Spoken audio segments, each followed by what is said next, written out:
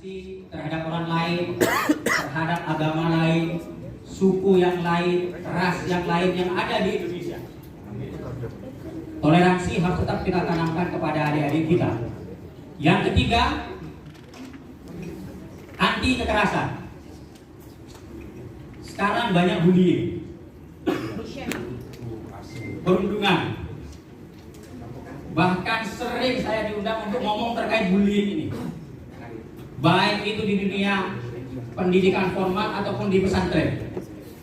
Yang viral tempo hari di Pasuruan yang dibakar itu kan, sampai meninggal. Terakhir yang di Bangkalan yang digeger, yang dipukul sama seniornya dianggap mencuri itu kan, sampai meninggal juga. Jadi kondisi itu terjadi baik di dunia pendidikan formal ataupun pesantren. Besok saya ngomong di Sumeneb sama, itu ke santri-santri di beberapa pesantren terkait bullying ini. Jangan sampai ini terjadi di pramuka atas dasar sebagai ini bagian dari adat ambalan kami. Iya kan? Sering terjadi kan? Adik-adik datang, wah apalagi penerimaan tamu ambalan. Gua datang keluar. Ini adat. Turun menurun karena saya nggak dibutuhkan. Yang saya paling lucu, kan? Ini kan yang paling saya sampaikan. Ketika beberapa waktu lalu saya ngisi ke penegak, jangan diulang. Apa? Kumpul bagian dari kekompakan kita sebagai satu ambalan, satu gugus depan. Minum, kumur-kumur, setelah lanjut. Jadi minum, kumur-kumur, letakkan lagi di gelasnya. Ini lanjut. Yang pertama enak. Yang paling terakhir, ketika ditanya kenapa seperti ini, ini ada ambalan kami kan, satu kesatuan. Mana anti kekerasannya? Ngawur sudah adik-adik kan? Dan terkadang itu penyakitan. Ya itu kan transfer dari penyakit ke penyakit yang lain. Ini jangan sampai terjadi. Artinya anti kekerasan itu harus tetap kita sampaikan kepada anak-anak. Terkadang kita sudah menyampaikan, tapi terkadang di luar kontrol kita muncul ya. Karena kan ada ini sama jiwa muda, kuat, senioritas. Nah, ini harus tetap kita tanamkan kepada adik-adik kita. Yang selanjutnya, yang keempat, akomodatif terhadap kebudayaan lokal. Ini sering kita jumpai lah ketika penampilan pentas seni adik-adik sudah luar biasa. Nah itu harus tetap kita dukung. Tari tradisional kan ini kan. Ada yang juga pakai musik tradisional. Diminimalisir ketika mau pentas seni kemah pakai kipok, itu diminimalisir. Atau pakai lagu India. Enak, goyangannya kayak gini, enak, kayak sahrukan. Sudah, pakai yang lain. Indonesia bisa nggak?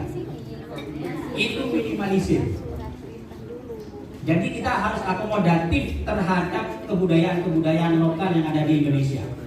Ini rekan sekalian. Dan itu harus kita sampaikan kepada adik-adik penegak. Tantangannya berat memang.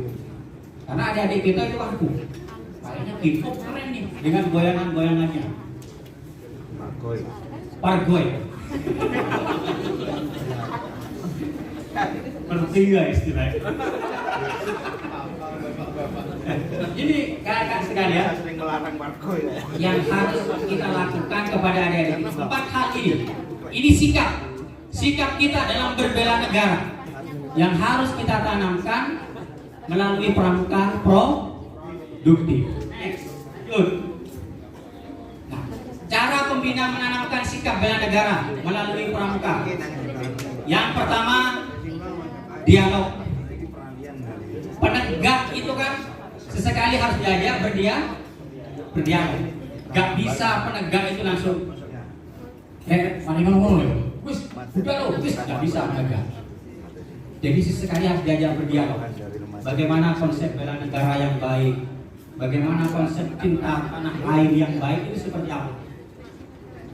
Ini kalau penegak kan sekali diajak berdialog. bisa masuk. Usia-usia seperti itu harus seperti itu, diajak berdialog sehingga dihargai. Sesekali adik-adik kita itu kita ajak dialog terkait dengan konsep bela negara. Yang kedua, yang harus kita lakukan internalisasi dalam giat pramuka. Giat pramuka apapun kita upayakan internalisasi. Pramuka produktif dan juga bela negara dalam kegiatan kepramukaan. Seperti tadi, toleransi, anti kekerasan, akomodatif terhadap budaya lokal, komitmen kebangsaan. Ini kita internalisasi dalam kegiatan kepramukaan. Sampai WOSM itu melaksanakan safe arm. Bagaimana adik-adik itu bebas dari kekerasan. Di beberapa perkemahan termasuk Jambore Tembuari ada bagian khusus yang itu safe arm. Sampai seperti itu karena sekarang semakin meningkat kekerasan. Nah ini diinternalisasi kakak dalam kegiatan kepramukaan. Komitmen kebangsaan, bagaimana adik-adik itu nantinya berkegiatan tanpa kekerasan, terus harus kita lakukan di kegiatan-kegiatan kepramukaan. Yang ketiga, manfaatkan berbagai media.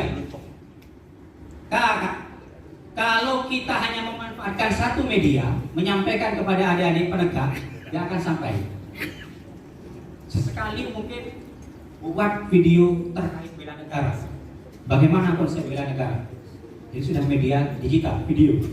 Dan saya yakin adik-adik bagus-bagus kalau sudah bikin. Buat postingan foto terkait bela negara, upload di Instagram kamu. Nanti jangan lupa tulis hashtag sekolah kita, misal nama sekolahnya, hashtagnya bela negara, hashtagnya cinta tanah air. Itu kan juga akan menjadi promosi lembaga, promosi sekolah juga. Jadi berbagai media itu yang harus kita lakukan kan? Tidak hanya dengan satu media ketika kita memberikan. Sesekali mungkin dengan lagu. Dengan lagu mungkin sekali perlu. Karena adik-adik itu banyak yang kecerdasan musikannya kan tinggi. Sebelum bikin lagu pintar. Coba bikin lagu terkait cinta tanah air atau bela negara. Saat tempoh hari coba bikin lagu itu tapi untuk usia siaga. Terkait bela negara, usia penggalang, penegak, pandeganya masih belum. Nanti kalau kakak ke adik-adik didiknya coba membuatkan lagu itu, nanti kita buatkan biar menjadi bagian dari lagu yang diciptakan oleh adik-adik penegak dari Polda Jawa Timur nanti. Ini yang harus kita lakukan. Berbagai media harus kita lakukan. Kalau lagu itu cepat dihafal oleh adik-adik daripada model ceramah, ya kan? Bahkan dengan goyangannya kalau dengan adik-adik, dengan gerakannya. Kalau lagu cepat akan dipahami. Yang selanjutnya ini jadi bagian dari solusi. Jangan sampai pembina penegak justru jadi troublemaker-nya, bukan jadi problem solver. Harusnya pembina penegak harus menjadi problem solver, jadi solusinya.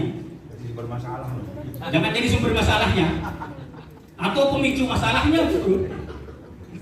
Ternyata adik-adik kita menyebar berita hoax. Setelah ditanya, dari siapa ini? Dari pembina saya, Pak. Ternyata asbabun wurudnya di pembinanya. Yang perlu diterapi pembinanya. Kausa prima itu. Utamanya. Upayakan pembina menjadi bagian dari solusi. Adik-adik kita itu jiwanya menggebu-gebu, sesekali direm. Jiwanya itu, jadi wah dia kalau suruh malu kan luar biasa. Sampai lupa kadang yang dikirim itu hoax. Apalagi terus kalau dulu kita kan SMS kirim ke 40 orang aja akan masuk surga. Dan itu yang percaya kan. Kalau dulu SMS kan model gitu kan. Kalau sekarang model-model WA. Nah, jangan sampai pembinanya juga katut seperti itu. Atau justru ikut menyebarkan. Yang lebih parah pembinanya yang mengawali. Itu parah itu. Selanjutnya Kak, yang kelima, beri keteladanan. Bagaimanapun keteladanan yang utama. Kakak-kakak menyatakan, "Oi adik-adik, harus bela negara, cinta tanah air." Tapi kakak tidak menunjukkan seperti itu ya nggak mungkin adik-adik meniru. Adik-adik cintai budaya Indonesia. Ternyata kakak yang suka BTS. Kakak yang perempuan suka drama Korea. Sampai nangis-nangis Lihat Korea. nonton dulu. Artinya keteladanan itu harus dimulai dari siapa? Dari kita. Kita yang harus mengawali, kita yang harus memulai supaya bisa ditiru oleh adik-adik kita. Ini yang harus kita lakukan. Terus lanjut. Terima kasih. Kita nonton dulu. Kita